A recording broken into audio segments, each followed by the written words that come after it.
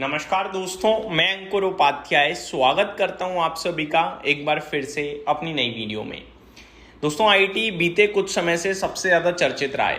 Actually में IT परेशान तो 2020-22 से कर रहा है लगातार। नेगेटिव परफॉर्मेंस, डाउनफॉल, भयंकर लेवल पे परेशानी चल रही है। बहुत हैवी लॉसेज में इन्वेस्टर्स।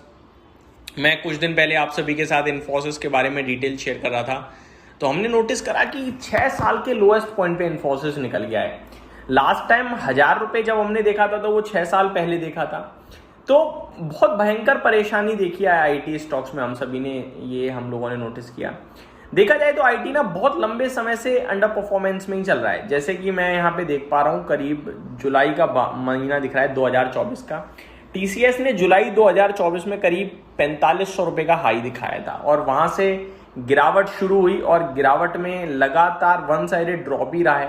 बीच में कुछ महीने निकले हैं, 5-5, 6-6 महीने का कंसोलिडेशन रहा, लेकिन लगातार गिरावट दिखी। एक समय ऐसा था 2025 अगस्त में, यानी यहां से एग्जैक्टली 1 साल 1 महीना 13 महीने पीछे आप मान लीजिए, शेयर का भाव 3000 पे आके रुक गया और अगस्त 2025 से लेकर करीब आप देख पा रहे हैं फरवरी 2026, यानी करीब 6 महीने तक इसी भाव पे बाजार रहा। 3000 के करीब, 3100 के करीब टीसीएस जो है।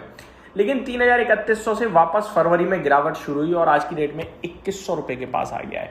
मैं पर्टिकुलरली कोई टीसीएस की गिरावट को शेयर नहीं कर रहा, मैं ये बता रहा हूं कि पेन, जो दर्द है, वो 2024 से चल रहा है और लगातार चल ही रहा है। बीच में कुछ समय ऐसा आया जहां इन्वेस्टर्स को लगा यार ठीक है यहां ये रुकेगा, लेकिन ना, नहीं रुका, फिर गिरावट।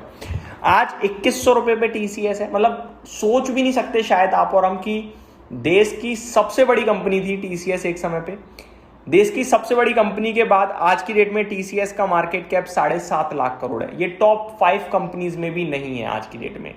दूसरी बात, सबसे बड़ी कंपनी 50% से ज्यादा गिर जाएगी, ये शायद ही हम सोच पाए।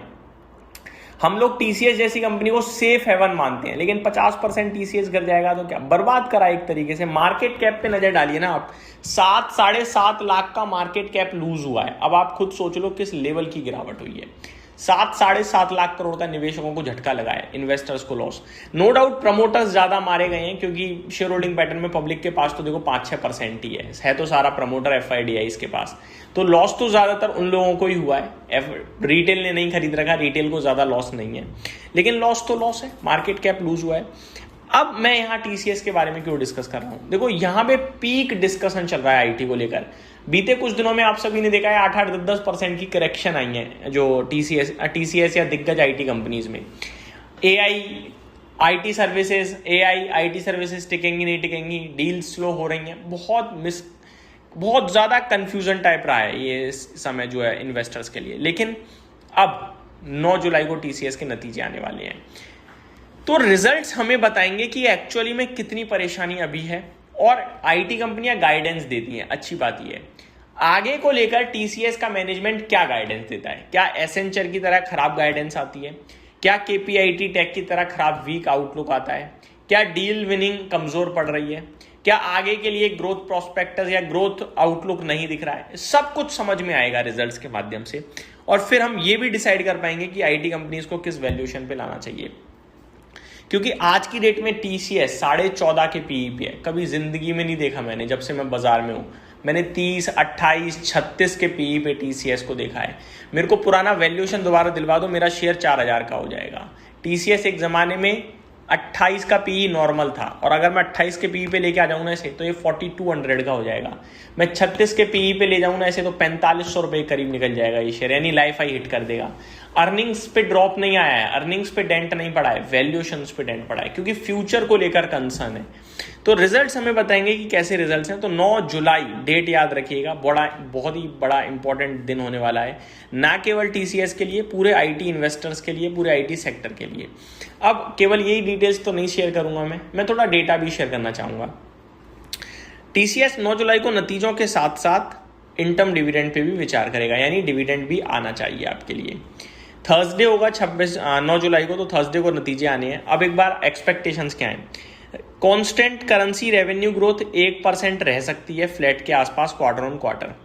अगर आईएनआर रेवेन्यू की बात करी जाए, यानी कि रेवेन्यू की बात करी जाए, slightly flat to marginal decline quarter on quarter due to a cross currency impact. तो क्वार्टर ऑन क्वार्टर बेसिस पे या तो बिल्कुल फ्लैट रहेगी या हल्की गिर सकती है रेवेन्यू यानी आय। Margins around 24.3 to 24.8% with some pressure from annual wage hike. तो करीब 24-24.5% एबिटा मार्जिन्स कंपनी के रहने चाहिए, देखते हैं कितना आता है। और मुनाफे की बात करी जाए तो broadly stable with a slight quarter on quarter change. तो बहुत छोटा मूव होगा ऊपर या नीचे, देखने वाली बात है किधर होता है। तो ये सारी चीज़ें जो दिख रही हैं। डील विंस की बात करी जाए, whether TCS can sustain strong large deal momentum after previous quarter more important than headline revenue. तो डील विन ज़्यादा इंपॉर्टेंट होने वाली है रेवेन्यू प्रॉफिट से, देखने वाली बात है क्या होता है क्या नहीं। तो ये मेरी तरफ से आपके लिए अपडेट थी, उम्मीद करता हूँ जानकारी पसंद आई होगी। Thank you so much for watching this video, have a great day guys.